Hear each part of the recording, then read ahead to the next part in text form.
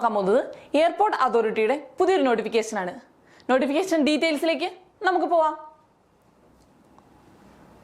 Southern region airport അതോറിറ്റിയുടെ southern റീജിയനിലേക്കുള്ള notifications ആണ് ക്ഷണിച്ചിരിക്കുന്നത്.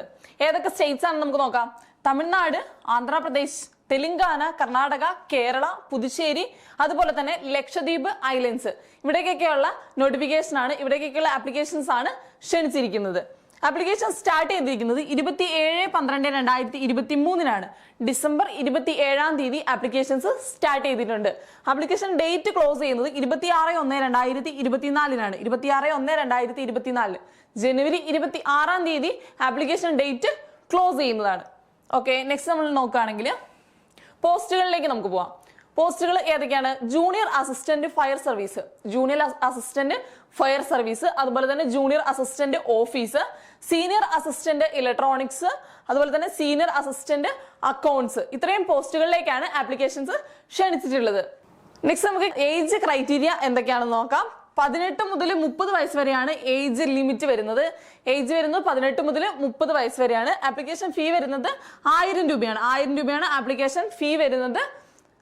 Okay, next നമ്മൾ നോക്കുകയാണെങ്കിൽ ക്വാളിഫിക്കേഷൻസ് നമ്മൾ നോക്കുകയാണെങ്കിൽ ജൂനിയർ അസിസ്റ്റന്റ് ഫയർ സർവീസിലേക്ക് 10th പാസ് ആവണം. അതുപോലെ തന്നെ 3 വർഷത്തെ റെഗുലർ ഡിപ്ലോമയാണ്. 3 വർഷത്തെ റെഗുലർ ഡിപ്ലോമയാണ്. ഏതൊക്കെയാണ്?